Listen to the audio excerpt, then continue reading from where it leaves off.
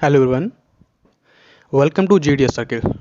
जैसा कि आप सभी जानते हैं कि इस समय हम मूल विधि एवं संविधान की मेगा सीरीज चला रहे हैं, जिसमें अभी तक आपने पढ़ा मूल विधि की बेसिक जानकारी और इंडियन पेनल कोड 1860 मीन्स भारतीय दंड संहिता 1860 की धारा 1 से लेकर धारा 160 तक।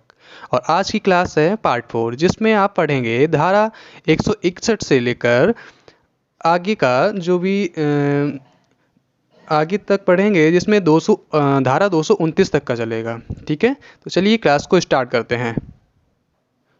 तो आज स्टार्ट होता है अध्याय 9। और अध्याय 9 में लोक सेवकों द्वारा या उनसे संबंधित अपराधों के विषय में बताया गया है। और अध्याय 9 में धारा 161 से लेकर धारा 171 तक वर्णित हैं। धारा 161 से लेकर धारा 165 में लोक सेवकों द्वारा या उनसे संबंधित अपराधों के विषय में बताया गया है। धारा 166 में लोक सेवक द्वारा किसी व्यक्ति को क्षति पहुंचाने के आशय से विधि की अवज्ञा करना, ये बताया गया है। धारा 166 का में कानून के तहत महीने दिशा अवहेलना लोक सेवक द्वारा बताया गया है। धारा 166 खा में अस्पताल द्वारा शिकार की गैर उपचार के बारे में बताया गया है। धारा 167 में लोक सेवक जो क्षति कारित करने के आशय से अशुद्ध दस्तावेज रचता है को वर्णित किया गया है। धारा 168 में लोक सेवक जो विधि विरुद्ध रूप से व्यापार में लगता है के बारे में बताया गया है। धारा 169 में लोक सेवक जो विधि विरुद्ध रूप से संपत्ति क्रय करता है या उसके लिए बोली लगाता है को बताया गया है। धारा 170 के तहत लोक सेवक का प्रतिरूपण को एक दंडनीय अपराध माना गया है। अब स्टार्ट होता है अध्याय 9 का, जिसमें निर्वाचन संबंधी अपराधों के विषय में बताया गया है। और अध्याय 9 का में धारा 171 का से लेकर धारा 171 खा तक ही हैं। धारा 171 में कपटपूर्ण आशय से लोक सेवक के उपयोग की पोशाक पहनना निशानी को धारण करना बताया गया है। धारा 171 का में अभ्यर्थी निर्वाचन अधिकार परिभाषित करता है, इसके बारे में बताया गया है। मतलब इसका ये है कि धारा 171 का जो है उसमें निर्वाचन संबंधी अपराधों के विषय में जो विभिन्न प्रावधान हैं उनका वर्णन किया गया है। धारा 171 खा में निर्वाचन में रिश्वत के संबंध में उपबंध हैं। धारा 171 गा में निर्वाचनों में असम्यक असर डालने पर बताया गया है। धारा 171 घा में निर्वाचनों में प्रतिरूपण को वर्णित किया गया है। धारा 171 ड़ा में रिश्वत के लिए दंड को वर्णित किया गया है। इसके अंतर्गत रिश्वत के लिए दंड का उपबंध किया गया है, जिसके अनुसार जो कोई रिश्वत संबंधी अपराध करेगा वह कठोर या साधारण कारावास से जिसकी अवधि 1 वर्ष तक हो सकेगी या जुर्माने से अथवा दोनों से दंडनीय होगा।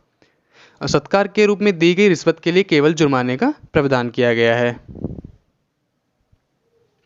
धारा 171 चा में निर्वाचनों में असम्यक असर डालने के प्रतिरूपण के लिए दंड का प्रावधान किया गया है।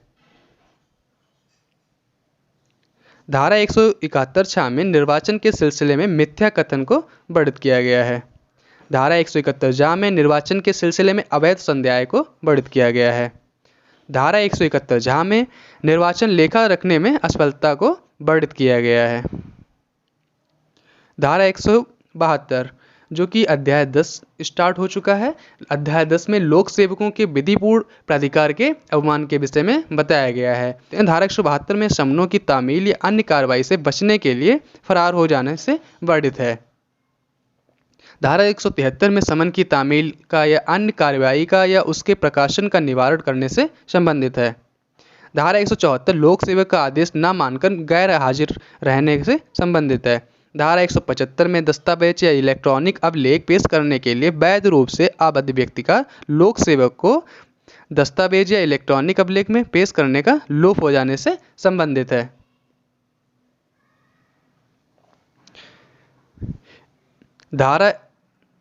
धारा 176 में सूचना या इत्तला देने के लिए कानूनी तौर पर आबद्ध व्यक्ति द्वारा लोक सेवक को सूचना या इत्तला देने का लोभ से संबंधित है। धारा 177 में झूठी सूचना देने से संबंधित है। भारतीय दंड संहिता की धारा 177 के तहत के लोक सेवक को मिथ्या सूचना देने और दंड का प्रावधान किया गया है। ऐसा करने वाला व्यक्ति किसी एक अवधि जिसे बढ़ाकर 6 माह का कारावास या 1000 रुपये के जुर्माने या दोनों से दंडनीय होगा। धारा 178 में शपथ या प्रतिज्ञान से इनकार करना, जबकि लोक सेवक द्वारा वह वैसा करने के लिए सम्यक रूप से अपेक्षित किया जाए, से संबंधित है। धारा 179 में प्रश्न करने के लिए प्राधिकृत लोक सेवक को उत्तर देने से इनकार करने से संबंधित है। धारा 180 में कथन पर हस्ताक्षर करने से इनकार करने से संबंधित है। धारा 181 में शपथ दिलाने या अभिपुष्टि कराने के लिए प्राधिकृत लोक सेवक के या व्यक्ति के समक्ष शपथ या अभिपुष्टि पर झूठा बयान देने से संबंधित है। धारा 182 में लोक सेवक को अपनी विधिपूर्ण शक्ति का उपयोग दूसरे व्यक्ति की क्षति करने के आशय से झूठी सूचना देने से संबंधित है। धारा 183 में लोक सेवक के विधिपूर्ण प्राधिकरण द्वारा संपत्ति लिए जाने के प्रतिरोध करने से संबंधित है। धारा 184 में लोक सेवक के प्राधिकरण द्वारा विक्रय के लिए प्रतिस्थापित की गई संपत्ति के विषय में बाधा डालने से संबंधित है। धारा 185 लोक सेवक के प्राधिकरण द्वारा विक्रय के लिए प्रस्तापित की गई संपत्ति का अवैध क्रय या उसके लिए अवैध बोली लगाने से संबंधित है। धारा 186 के तहत यदि कोई लोक सेवक के कृत्यों के निर्वहन में बाधा डालेगा तो उसे 3 माह तक का कारावास या 500 रुपये के जुर्माने या दोनों रूप से दंडित किया जाएगा। धारा 187 के तहत लोक सेवक की सहायता करने का लोभ, जबकि सहायता देने के लिए विधि द्वारा आबद्ध हो, को बताया गया है। धारा 188 में लोक सेवक द्वारा विधिवत रूप से प्रख्यापित आदेश की अवज्ञा को बताया गया है। धारा 189 में लोक सेवक को क्षति करने की धमकी देने को वर्णित किया गया है। धारा 190 में लोक सेवक की से संरक्षा के लिए आवेदन करने से रोकने हेतु तो किसी व्यक्ति को उत्प्रेरित करने के लिए क्षति की धमकी देने से संबंधित है। अब स्टार्ट होता है अध्याय 11, जिसमें मिथ्या साक्ष्य और लोक न्याय के विरुद्ध अपराधों के विषय में बताया गया है। और इस अध्याय में धारा 191 से लेकर धारा 229 का तक का उल्लेख किया गया है। और धारा 191 के अंतर्गत मिथ्या साक्ष्य देने के संबंध में उपबंध किया गया है, जबकि धारा 292 के अंतर्गत मिथ्या साक्ष्य को गढ़ने के बारे में प्रावधान किया गया है। और धारा 193 के अंतर्गत मिथ्या साक्ष्य के लिए दंड का प्रावधान है, जिसके अनुसार 7 वर्ष तक कारावास और जुर्माना दोनों रूप से दंड देने का उपबंध किया गया है।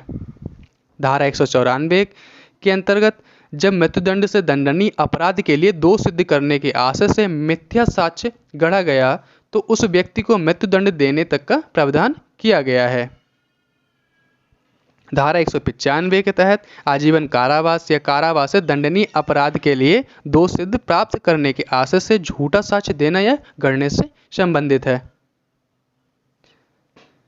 धारा 196 उस साक्ष्य को काम में लाना जिसका मिथ्या होना ज्ञात है को बताया गया है। धारा 197 में मिथ्या प्रमाण पत्र जारी करना या हस्ताक्षरित करने से संबंधित है। धारा 198 में प्रमाण पत्र जिसका नकली होना ज्ञात है असली के रूप में प्रयोग करना को वर्णित किया गया है। धारा 199 में विधि द्वारा साक्ष्य के रूप में लिए जाने योग्य घोषणा में किया गया मिथ्या कथन को वर्णित किया गया है। धारा 200 में ऐसी घोषणा का मिथ्या होना जानते हुए सच्ची के रूप में प्रयोग करना को बताया गया है। धारा 201 में अपराध के साक्ष्य का विलोपन या अपराधी को प्रतिचादित करने के लिए झूठी जानकारी देने से संबंधित है। धारा 202 में सूचना देने के लिए व्यक्ति द्वारा अपराध की सूचना देने का साक्ष्य लोप से संबंधित है। धारा 203 में किए गए अपराध के विषय में मिथ्या इत्तला देने से संबंधित वर्णन किया गया है। धारा 204 में साक्ष्य के रूप में किसी दस्तावेज या इलेक्ट्रॉनिक अभिलेख का पेश किया जाना निवारित करने के लिए उसको नष्ट करने से संबंधित है। धारा 205 बाद या अभियोजन में किसी कार्य कार्रवाई के प्रयोजन से मिथ्या प्रतिरूपण करने का उपबंध किया गया है। धारा 206 में संपत्ति को समाहरण किए जाने में या निष्पादन में अभिग्रहित किए जाने से निवारण करने के लिए उसे कपटपूर्ण हटाना या छिपाने से संबंधित है। धारा 207 संपत्ति पर उसके जब्त किए जाने या निष्पादन में अभिग्रहित किए जाने से बचाने के लिए कपटपूर्ण दावे को वर्णन किया गया है। धारा 208 ऐसी राशि के लिए जो शोध्य ना हो कपटपूर्ण डिक्री होने देना सहन करने से संबंधित है। धारा 209 में बेईमानी से न्यायालय में मिथ्या दावा करने को बताया गया है, जिसके अंतर्गत 2 वर्ष तक का कारावास और जुर्माना दोनों हो सकता है। धारा 210 ऐसी राशि के लिए जो शोध्य नहीं है कपटपूर्ण डिक्री अभिप्राप्त करने से संबंधित है। धारा 211 में क्षति करने की आशा से अपराध का झूठा आरोप लगाने से संबंधित है। धारा 212 में अपराधी को संशय देने से संबंधित वर्णन किया गया है। धारा 213 में अपराधी को दंड से प्रतिच्छादित करने के लिए उपहार आदि लेने से संबंधित है। धारा 214 में अपराधी के प्रतिच्छादन के प्रतिफल स्वरूप उपहार की प्रस्तावना या संपत्ति के प्रत्यावर्तन को वर्णन किया गया है। धारा 215 में चोरी की संपत्ति इत्यादि को वापस लेने में सहायता करने के लिए उपहार लेने को वर्णित किया गया है। धारा 216 में ऐसे अपराधी को संशय देना जो अभिरक्षा से निकल भागा है या जिसको पकड़ने का आदेश दिया जा चुका है को वर्णित किया गया है। धारा 216 का में लुटेरों या डाकुओं को संशय देने के लिए शास्ति का वर्णन किया गया है। धारा 216 खा में धारा 212, धारा 216 और धारा 216 का में संशय की परिभाषा को बताया गया है। धारा 217 में लोक सेवक द्वारा किसी व्यक्ति को दंड से या किसी संपत्ति के समाहरण से बचाने के आशय से विधि के निर्देश की अवज्ञा करने को बताया गया है। धारा 218 में किसी व्यक्ति को दंड से या किसी संपत्ति को समाहरण से बचाने के आशय से लोक सेवक द्वारा अशुद्ध अभिलेख या लेख की रचना करने से संबंधित है। धारा 219 न्यायिक कार्रवाई में विधि के प्रतिकूल रिपोर्ट आदि का लोक सेवक द्वारा भ्रष्टता पूर्वक किया जाने से संबंधित है। धारा 220 प्राधिकार वाले व्यक्ति द्वारा जो यह जानता है कि वह विधि के प्रतिकूल कार्य कर रहा है विचारण के लिए या परिरोध करने के लिए सुपुर्दगी से संबंधित है। धारा 221 पकड़ने के लिए आबद्ध लोक सेवक द्वारा पकड़ने का शासन लोप से संबंधित है। धारा 222 दंडादेश के अधीन या विधि पूर्वक सुपुर्द किए गए व्यक्ति को पकड़ने के लिए आबद्ध लोक सेवक द्वारा पकड़ने के शासन लोप को वर्णित किया गया है। धारा 223 में लोक सेवक द्वारा उपेक्षा से परिरोध या अभिरक्षा में से निकल भागना सहन करने से संबंधित है। धारा 224 किसी व्यक्ति द्वारा विधि के अनुसार अपने पकड़े जाने में प्रतिरोध या बाधा डालने से संबंधित है। धारा 225 किसी अन्य व्यक्ति के विधि के अनुसार पकड़े जाने में प्रतिरोध या बाधा डालने से संबंधित है। धारा 225 का उन दशाओं में जिनके लिए अन्यथा उपबंध नहीं है लोक सेवक द्वारा पकड़ने या लोप या निकल भागना सहन करने से संबंधित है।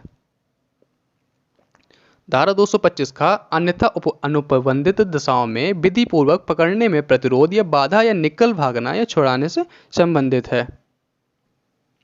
धारा 226 निर्वाचन में विधि विरुद्ध वापसी से संबंधित है। धारा 227 दंड के परिहार की शर्त का अतिक्रमण करने से संबंधित है।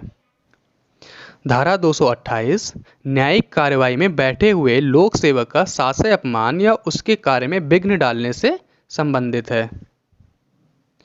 धारा 228 का जिसमें इसके अंतर्गत बलात्कार अथवा कतिपय अपराधों आदि से पीड़ित व्यक्ति की पहचान या प्रकटीकरण करना दंडनीय अपराध माना गया है। धारा 229 जूरी सदस्य या आकलनकर्ता का प्रतिरूपण करने से संबंधित है। तो आज की वीडियो यहीं पर समाप्त होती है। कल की वीडियो में फिर आएंगे आगे की धाराएं लेकर, जिसमें कल अध्याय 12 धारा 230 से आगे का बताएंगे। धन्यवाद।